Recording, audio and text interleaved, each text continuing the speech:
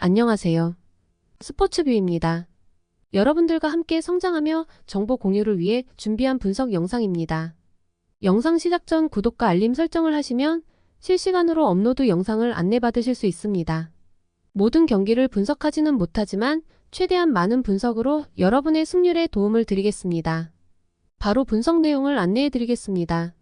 오늘 처음으로 안내해드릴 경기는 롯데와 LG의 경기입니다.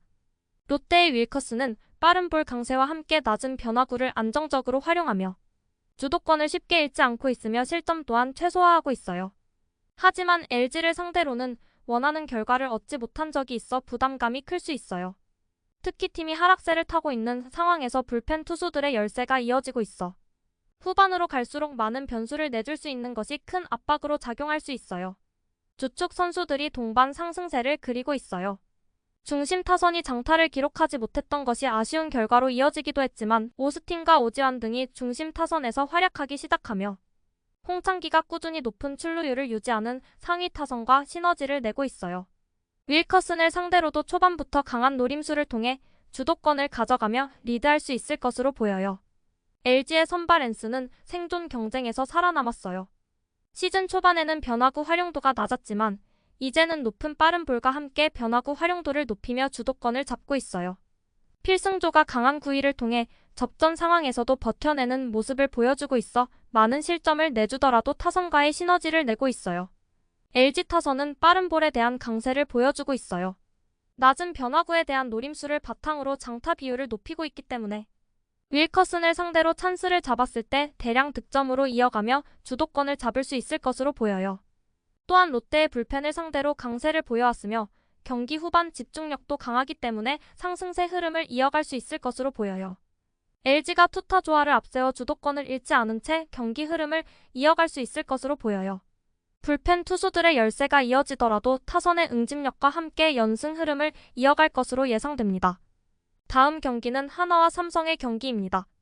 삼성은 믿었던 주연상마저 연패 흐름을 끊지 못했어요. 오랜만에 타선이 활약하며 하락세 흐름을 끊어내는 듯 했으나 끝까지 풀리지 않는 상황이 계속되고 있어요. 이번 경기에서도 상대적으로 자신감을 가질 수 있는 매치업이지만 바리아가 9위와 대비해 제구력을 완전하게 잡지 못하며 정타 허용 비율이 높아지는 중이에요. 불펜 또한 하락세를 보이고 있기 때문에 후반으로 갈수록 많은 변수를 허용할 가능성이 커요. 김인환이 돌아와서 장타에 대한 기대를 할 수 있지만 페라자가 부상 복귀 이후 장타와 출루율 모두 떨어지며 타격 생산력이 떨어지고 있어요. 상위 타선의 열세까지 이어지니 응집력을 보여주지 못하고 있어요. 이번 경기에서도 레이스의 빠른 볼 승부에 고전할 가능성이 커요. 상위 타선은 타이밍을 맞추기 어려울 것이고 하위 타선으로 갈수록 변화구 승부에 고전하고 있기 때문에 주도권을 가져가기 어려워 보여요. 레이스가 하나 타선을 상대로 변화구 승부를 쉽게 가져가지 못하며 상대적인 열세를 보였어요. 하지만 최근 분위기를 감안하면 높은 빠른 볼과 함께 카운트 주도권을 잡으며 리드할 수 있을 것으로 보여요. 불펜 투수들의 체력적인 부담과 열세가 있더라도 리드를 기대하기는 어려울 수 있어요. 새로 합류한 카데나스가 최소한 장타력을 보여주고 있어요. 상대가 분석을 했을 때 달라질 수 있겠지만 당장 첫 만남을 갖는 팀 등 당분간의 승부에선 강세를 보일 가능성이 커요. 최근 강한 노림수와 함께 장타력을 보여주고 있는 강민호와 함께 하나 마운드를 상대로 상대적인 강세를 보여주며 리드할 수 있을 것으로 보여요. 삼성 또한 불펜의 열세가 이어질 수 있으나 후반으로 갈수록 강한 집중력을 보여주고 있기 때문에 레이스의 열세가 있더라도 주도권을 잡을 수 있을 거예요. 마지막 경기입니다. 더 많고 다양 경기 분석을 원하시는 분들은 댓글에 안내되어 있는 블로그를 방문해주세요. 마지막 경기는 기아와 NC의 경기입니다. 최근 기아는 타선의 활약이 이어지고 있어 마운드에 부담이 없어요.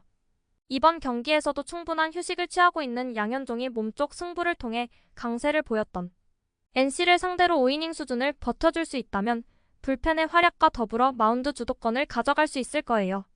NC를 상대로 장타를 쉽게 허용하지 않으며 상대적인 강세를 이어가고 있어요.